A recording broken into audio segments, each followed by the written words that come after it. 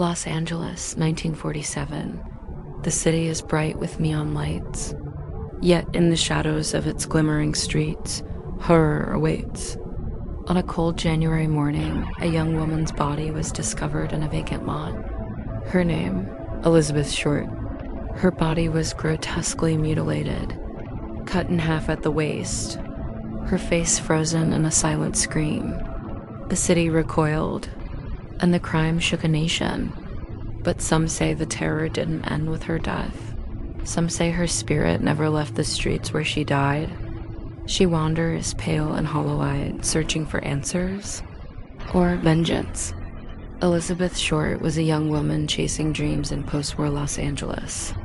Ambitious, charming, yet troubled, she arrived with hope and innocence. But life in the city was harsh, and the bright lights hid a darker world. She moved through Hollywood parties, cafes, and dimly lit streets, meeting strangers whose intentions were unclear. Some say she flirted with danger, unknowingly crossing paths with forces far beyond her control. The last days of her life are a mystery shadowed by strangers, hotel rooms, and whispered encounters in the night, and some of those shadows never left her, or the city. On January 15th, 1947, a body was found in a desolate lot in Leimert Park. Elizabeth Short, known to the world as the Black Dahlia, lay nude, bisected at the waist, her skin pale, lips cracked, and eyes wide open as if frozen in terror. Newspapers sensationalized the murder. The world recoiled in horror, yet fascination grew. Crime scenes drew crowds, and amateur detectives pored over every detail. Photographers captured the scene, and in each photo, shadows seemed to linger unnaturally, as though watching those who watched Elizabeth's body. Some witnesses claimed to see fleeting figures in the fog around the lot, ghostly women in black skirts. Staring silently at the horrid tableau, the LAPD scrambled for answers. Leads twisted into dead ends. Suspects ranged from doctors and actors to gangsters. Some theories whispered that her killer was a shadowed figure in the Hollywood underworld, someone who thrived in the city's secret darkness. Others suggested a serial predator, someone invisible yet ever-present, leaving death in his wake. Conspiracy theories blossomed, occult rituals, blackmail, and revenge. But the truth remained elusive, and while the police searched, some residents reported strange occurrences, flickering lights outside their apartments, fleeting silhouettes in alleyways, and a pale woman glimpsed in mirrors, staring with hollow eyes, disappearing when approached. The city seemed alive with her restless spirit. Even decades later, sightings continue.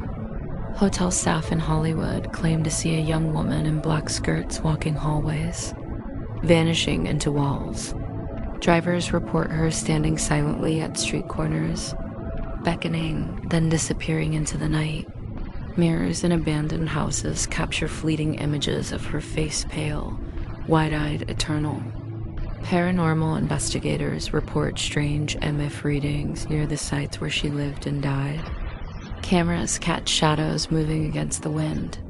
Some say Elizabeth's spirit is searching for justice.